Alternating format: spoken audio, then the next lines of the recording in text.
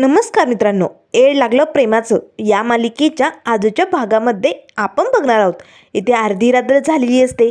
मंजिरी आणि शशिकला दोघीही आता रूममध्ये गाढ झोपलेले असतात. त्याच वेळेस आता घोरपडेला इंद्रायणीचं बोलणं आठवतं. आजच्या रात्री काही करून त्याला शशिकलाचे संपूर्ण पैसे इंद्रायणीपर्यंत पोच करायचे असतात. आता घोरपडे पटकन उठतो, हळूच रूमचा दरवाजा उघडतो. आता हळूच चोर पावलांनी घोरपडेने रूममध्ये एंट्री केलेली असते. त्याच वेळेस आता खिडकीतनं मात्र राया डोकावून सगळं काही बघत असतो. रायाचं आपल्या मिसफायरवरती लक्ष असतं, त्यामुळे घोरपडेचे जे काही कांड चालू आहे ना, हे सगळं खिडकीतनं डोकावून राया एकटक बघत असतो. आता हळूच घोरपडे कपाटाजवळ येतो, कपाट उघडतो. त्यातनं आता शशिकलांची साड्यांची जी बॅग असते ना, ती बॅग बाहेर काढतो. आता हळूच आवाज न होता घोरपडे हळूहळू एक काम करत असतो. त्याच वेळेस आता तो पटकन त्या बॅगची चेन उघडतो. त्यात खूप सारे बंडल असतात. जय लगेच ते पैशांचे बंडल आपल्या हातात घेतो. आता कपाटातनं एक बॅग काढतो आणि आता सगळ्या पैशांच्या नोटा ज्या असतात ना, त्या बॅगमध्ये आता घोरपडेने भरलेले असतात. आता पटकन हळूच ती बॅग जशाच तसे पुन्हा कपाटात घोरपडेने ठेवलेली असते. हळूच चोर पावलांनी पैशांची बॅग घेऊन घोरपडे रूमच्या बाहेर येतो. त्याच वेळेस आता राया मनाशीच म्हणू लागतो, घोरपड्या, अरे किती नीच माणूस आहे तू. अरे मंजिरी आणि शशिकलाशी तू किती चांगला वागतोय असं दाखवतो, पण नाही, तुझ्या रक्तात अजूनही तो खोटारडेपणा आहे घोरपडे, असे आता राया मनाशीच म्हणू लागतो. पण नेमकं हा घोरपडे हे पैसे घेऊन चाललाय कुठे हे बघावं लागेल, असे म्हणताच राया आता त्याचा पाठलाग करत निघालेला असतो. तर आता जय ही पैशांची बॅग घेऊन आता थेट इंद्रायणीच्या घरापर्यंत पोचलेला असतो. त्याच वेळेस आता लगेच इंद्रायणीजवळ येताच जय म्हणू लागतो, हे बघा मॅडम, तुमचं काम झालंय. शशिकलाची आयुष्याची सगळी जमापुंजी मी तुमच्या समोर हजर केली. आता इंद्रायणी ती बॅग उघडते. तर अरे बापरे, त्यात खूप पैसे असतात. इंद्रायणी ते पैसे हातात घेऊन बघते. वा जय, वेल डन, मानला तुला, तुझं काम एक नंबर भारी. त्याच वेळेस आता राया खिडकीतनं डोकावून दोघांचं बोलणं ऐकत असतो. तेव्हा जय म्हणू लागतो, मॅडम, मी माणूस गद्दार जरी असलो ना, तरी मी शब्दाला पक्काच आहे आणि मी दिलेला शब्द पाळतोच. त्यामुळे मी तुमचा शब्द पाळलाय. आता तुम्ही तुमचा शब्द पाळा बरं का. तेव्हा लगेच आता इंद्रायणी म्हणू लागते, पाळणार, मीही माझा शब्द पाळणार. तेव्हा जय म्हणू लागतो, मॅडम, तुमच्या ऑर्डरप्रमाणे आता सगळे पैसे मी घरातले इकडे घेऊन आलो आहे. त्यामुळे आता शशिकला आणि मंजिरी लवकरात लवकर नाशिक सोडतील, कारण आता त्यांचे राहायचे खायचे प्यायचे सगळे वांदे होणार आहेत. त्यांच्यापुढे कुठलाही मार्ग सापडणार नाही. त्यामुळे लवकरात लवकर ते नाशिक सोडणार. तेव्हा लगेच इंद्रायणी लागते, वाह, मला जे हवं होतं तेच होणार. ही मंजिरी या नाशिकमधनं निघून जाणार, असे म्हणत इंद्रायणी खुश झालेली असते. तर रायाला मात्र खूपच राग आलेला असतो, कारण इंद्रायणी आणि घोरपडे मिळालेत, अशाने तर माझ्या मिसफायर आणि शशिकलाला त्रास होणार. काय करू मी, याचा विचार करत आता राया तिकडनं निघालेला असतो. तर इथे आता दुसऱ्या दिवसाची सकाळ झालेली असते. सकाळी सकाळी मंजिरी आता बेडवरती बसलेली असते. तिचं खूपच डोकं दुखत असतं. त्याच वेळेस आता इकडे शशिकलाला मात्र कडाडून भूक लागलेली असते. काय खाऊ, कधी खाऊ असं झालेलं असतं. तेव्हा ती आता पार्सलवाल्याची वाट बघत असते. अजून कसा आला नाही, हा मेला कुठे गेला काय माहिती, किती वेळचं बोलावलं याला. त्यावर मंजिरी लागते, काकू, अगं तुला जास्तीची भूक लागली असेल तर मी गरमागरम पोहे बनवू का, ते खा. त्यावर शशिकला लागते, पोरी, अगं आधीच डोकं ठणकत आहे ना तुझं, अगं मग बैस की आराम कर, कशाला ते पोहे वगैरे करते. आणि पोहे नाही खायचे मला, असलं काहीतरी चणचणीत झटकेबाज खायचंय, मस्त असं एकदम भारी तोंडाला चव आली पाहिजे असं खायचंय.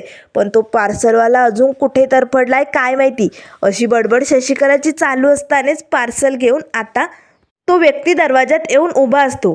तेव्हा तो आवाज देतो, मॅडम, तुमचं पार्सल आलंय, 300 रुपये झाले.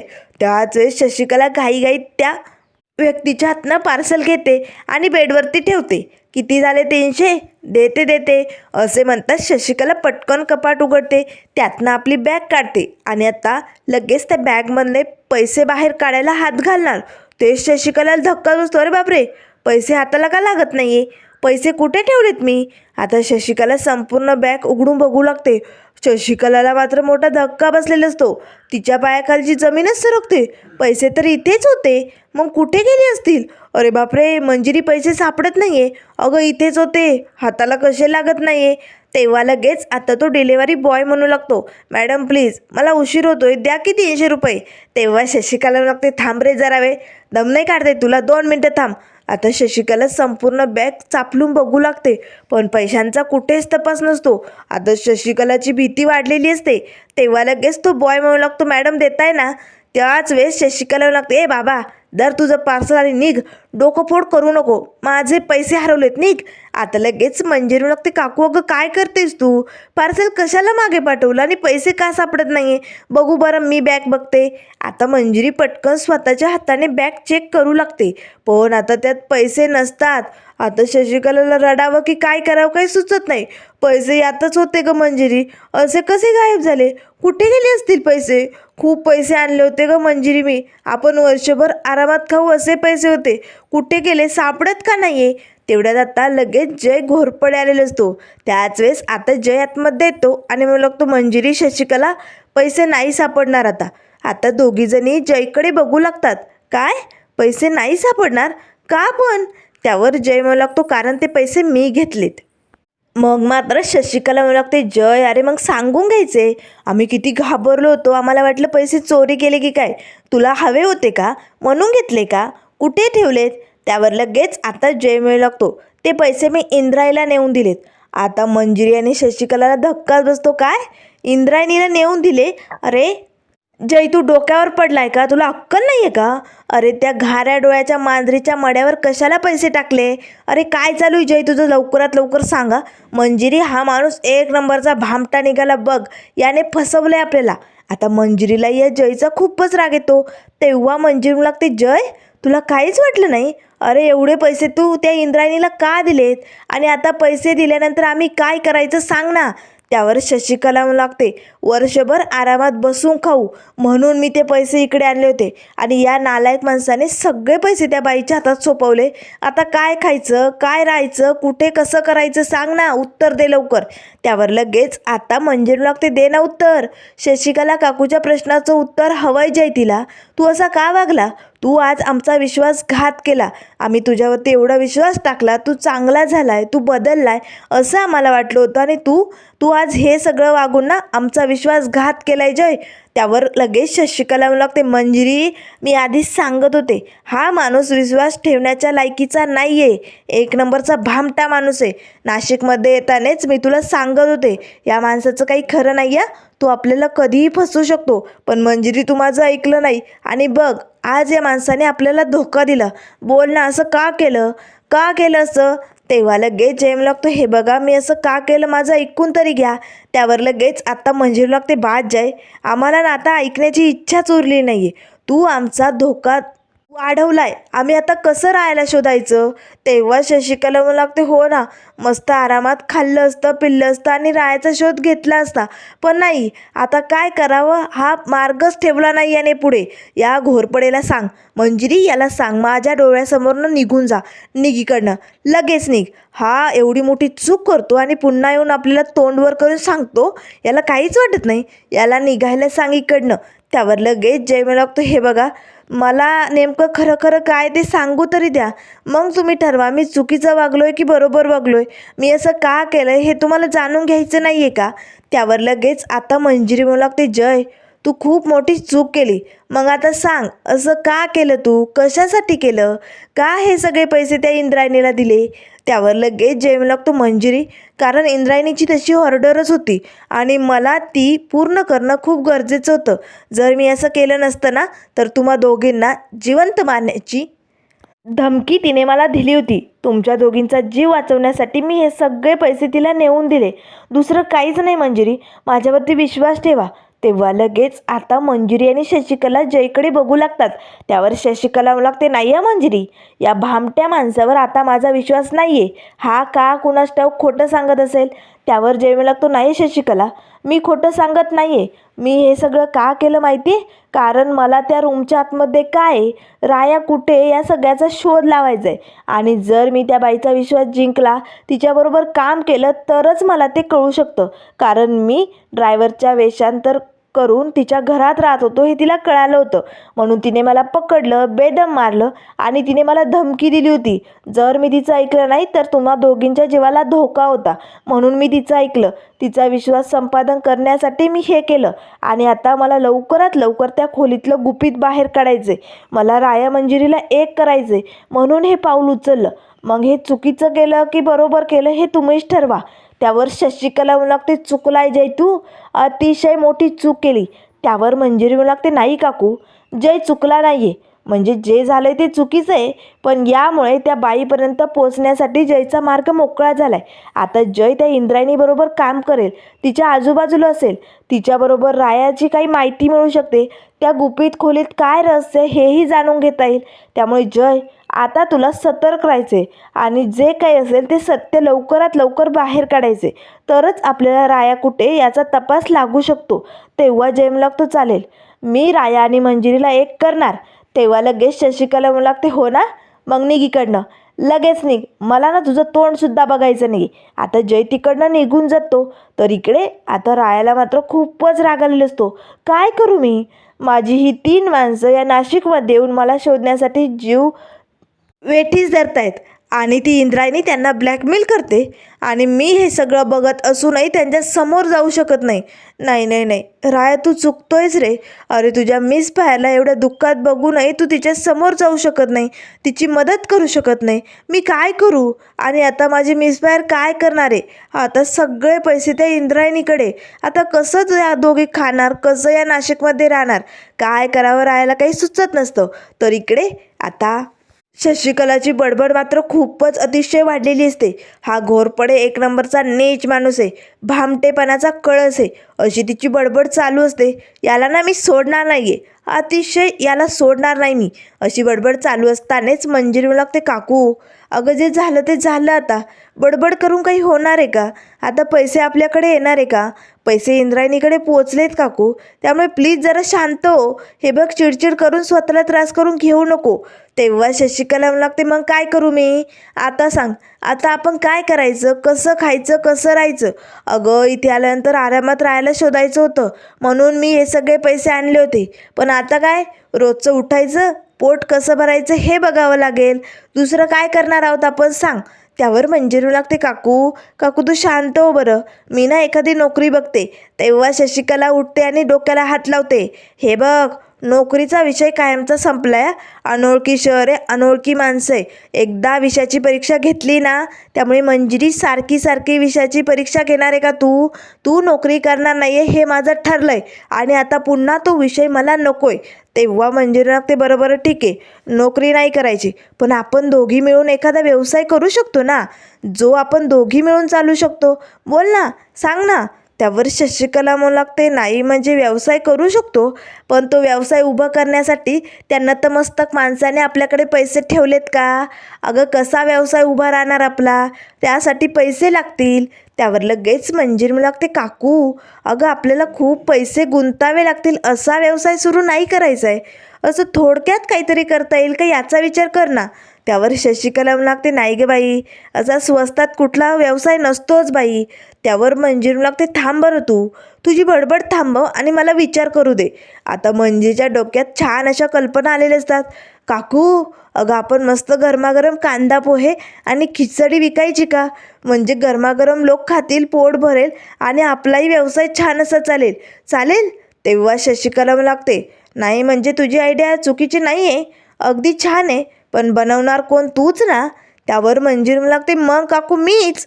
तेव्हा शशिकला म्हणू लागते, हो मग व्यवसाय चालू शकतो, तुझ्या हाताला चव आहे ना.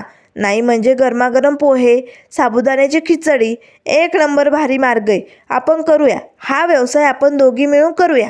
तर इकडे आता मंजिरी आणि शशिकलाने मस्त एक स्टॉल टाकलेला असतो. तर आता सगळे आजूबाजूचे लोक आवाज ऐकताच लगेच गरमागरम पोहे खिचडी खाण्यासाठी येत असतात. आता अप्पू शेटही त्या टपरीवरती असतो. आता अप्पू शेटही आजूबाजूच्या लोकांना सांगत असतो, या या आमच्या मंजिरीताईच्या हाताचे गरमागरम पोहे खा. सगळे लोक आता येत असतात, गरमागरम पोहे खिचडी खात असतात. तेवढ्यात आता इंद्रायणी आणि तिच्याबरोबर जय घोरपडे गाडी चालवण्यासाठी असतो. आता लगेच इंद्रायणीची गाडी त्या स्टॉलसमोर येऊन उभी असते.